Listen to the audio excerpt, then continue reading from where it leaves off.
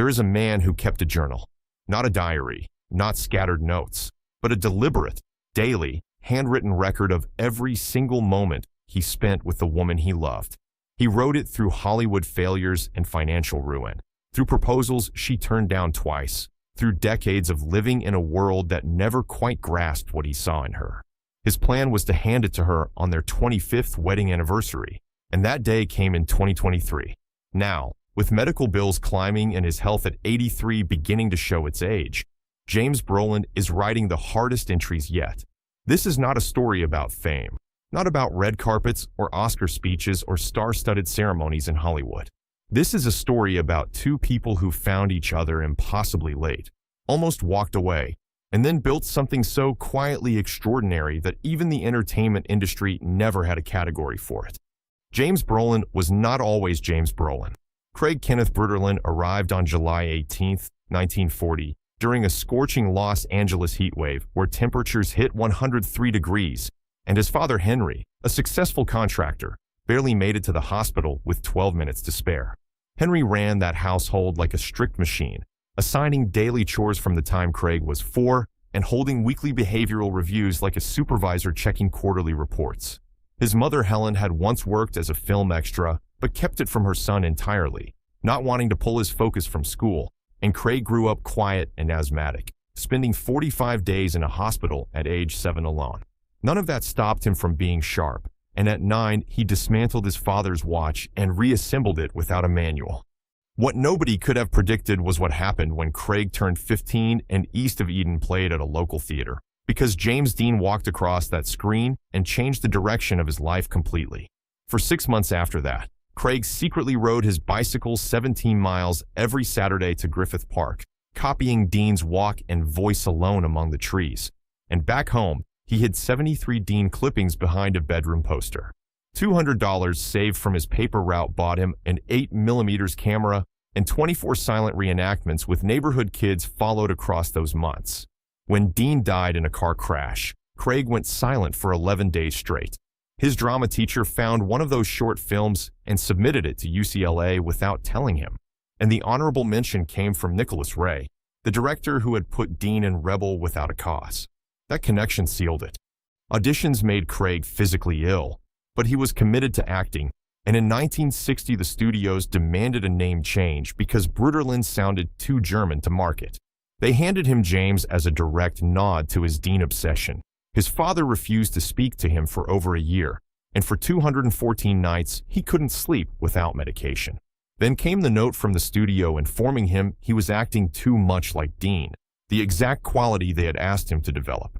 The Batman television series gave him small roles starting in 1966, first as a bank teller, then as the Eraser in a separate casting, then a third appearance chosen personally by Adam West, and none of the crew realized they had already used him twice. Living out of a 1958 Chevrolet and showering at Fox Studios was the reality behind the screen credits, and that changed in 1967, though not for the better. He starred in the Cape Town affair after sending written memos warning producers about the weak script. Nobody listened. The film collapsed completely, and Fox fired him while he sat at his mother's hospital bedside before demanding he return $11,400 in salary.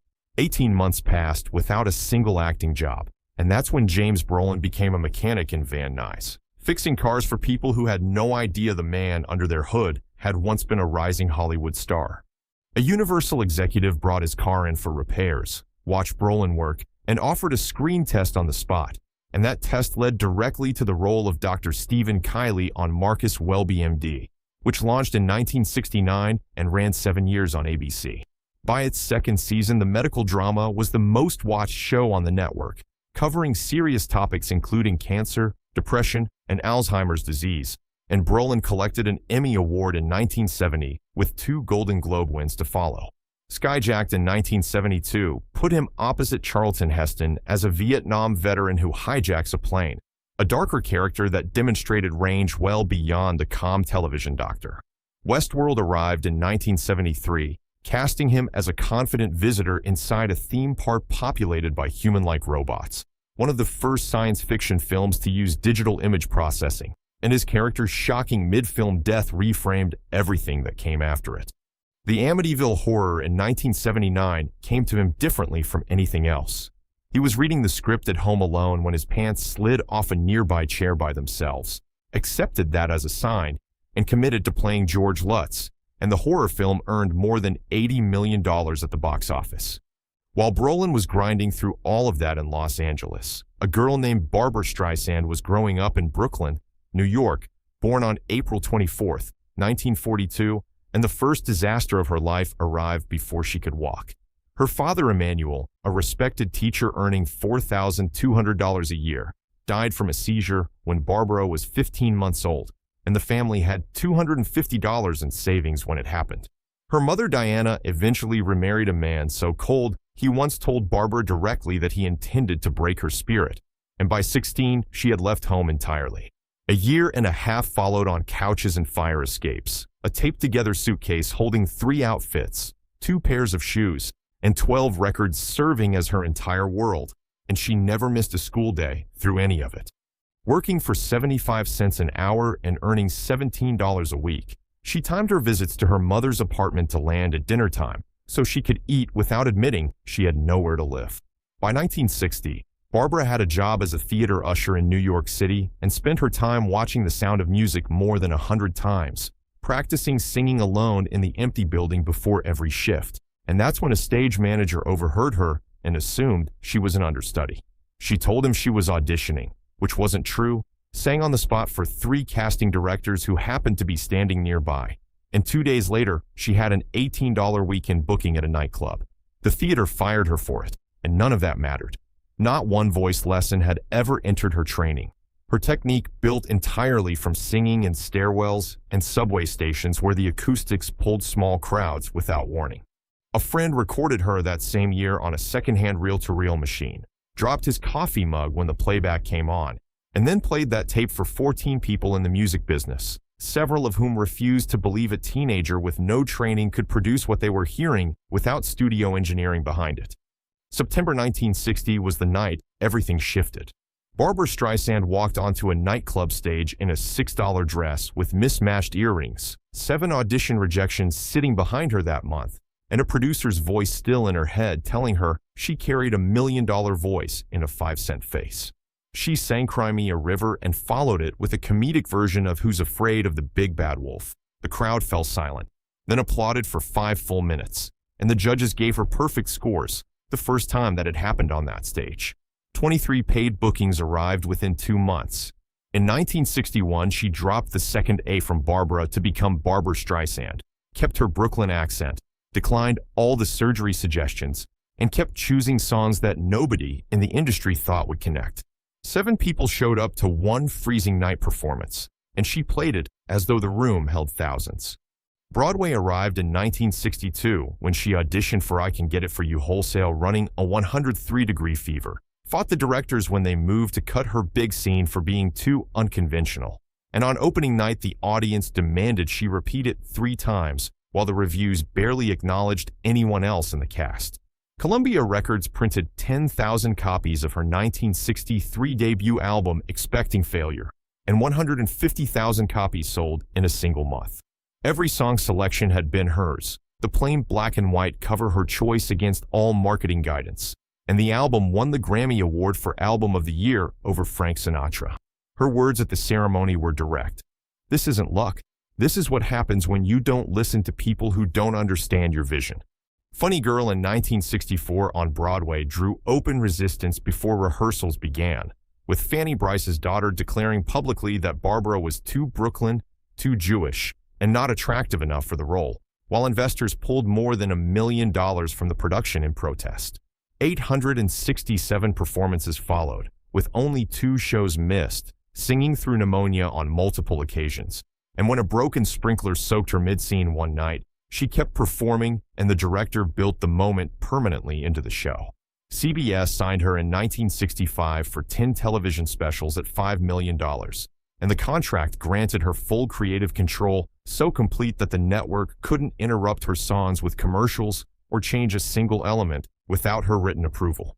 Her first special opened with her singing alone in total darkness, and 71% of everyone watching television in America that night was tuned to that channel. 5 Emmy Awards came from that run, and she edited the entire special herself. Her 1968 film debut in the Funny Girl motion picture became the highest-grossing movie in the United States that year and earned her the Academy Award for Best Actress in her very first screen role, tying with Katharine Hepburn in the only tie that particular Oscar category has ever recorded. The Way We Were in 1973 cost $5 million to produce and earned $50 million back. And in 1976, A Star is Born made Barbra Streisand the first woman in history to win an Academy Award for composing original music for the song Evergreen, on a film she also produced herself.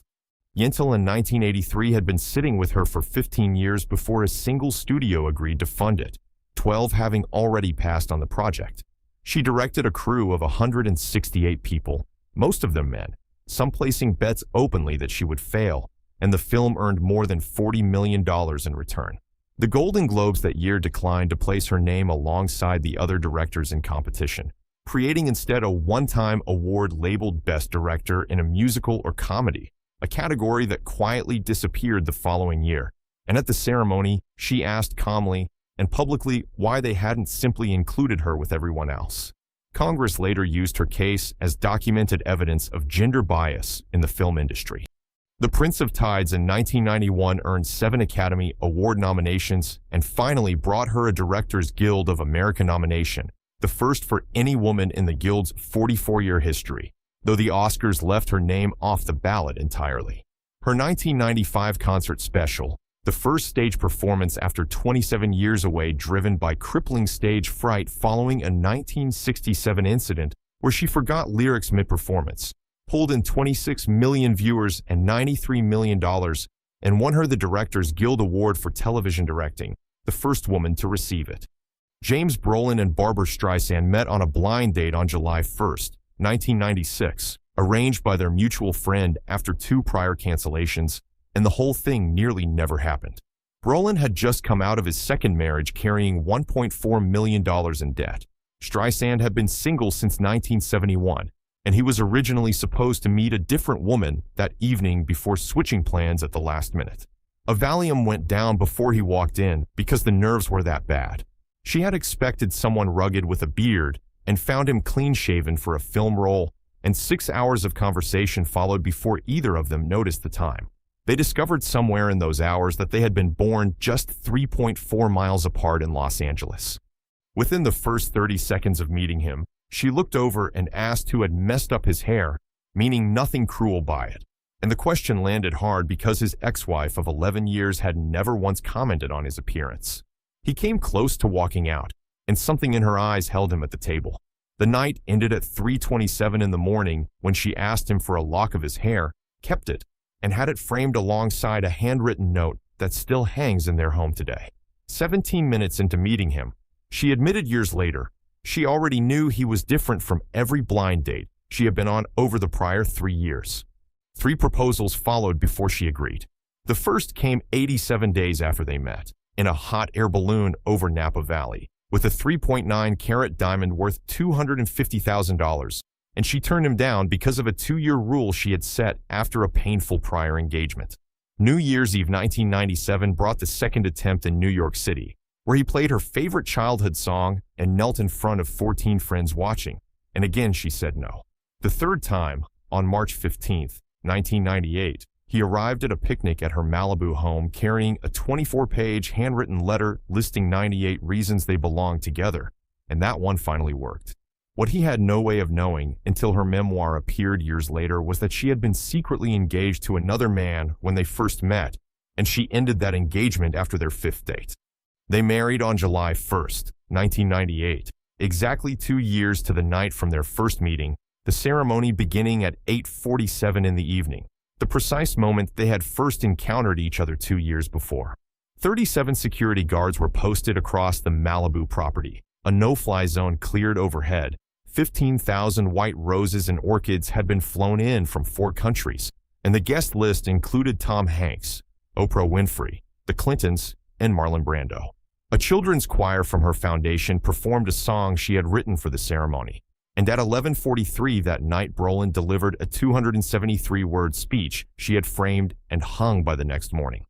He told the room that every night felt like a new adventure, that sleeping was a waste of time, and that he couldn't wait to see her again each morning.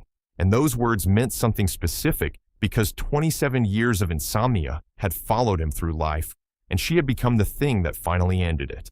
Separate bank accounts from the very first day, an arrangement they named bifurcation, came from Brolin's decision after losing $3 million in his second divorce, and they split dinner bills every Tuesday while sharing one joint account for household expenses. The COVID-19 lockdowns brought 425 consecutive nights together, 37 completed puzzles, 2 full viewings of both The Crown and Bridgerton in costume, and a 278-page journal written across those months together. Their $35,000 Swedish mattress became the nerve center of everything inside a soundproof bedroom they called the boardroom, where major career decisions got made, where she wrote songs for her 2018 album, and where the most serious conversations between them happened. Arguments sent them walking in opposite directions around their 3.2-acre Malibu estate with no phones. A deep breath required every 30 steps, a return after 17 minutes, and journal entries written immediately afterward, a system they used at least 217 times across the years of their marriage. Brolin kept a daily journal of every moment they spent together with the intention of handing it to her on their 25th wedding anniversary, and that day arrived in 2023. Now at 83, he is filming Ransom Canyon for Netflix, narrating the final season of Sweet Tooth, and telling People magazine he has no plans to stop. 97 films and 600 hours of television sit behind him. And through all of it, through the name change that cost him his father's voice for a year, through the Chevrolet he called home, through the proposals turned down and the studios that counted him out, he was always moving towards something that mattered more than any screen credit. The journals are still being written, somewhere in that soundproofed Malibu bedroom, beside the mattress they called their boardroom. The story that Hollywood never knew how to file is still being lived, one handwritten page at a time.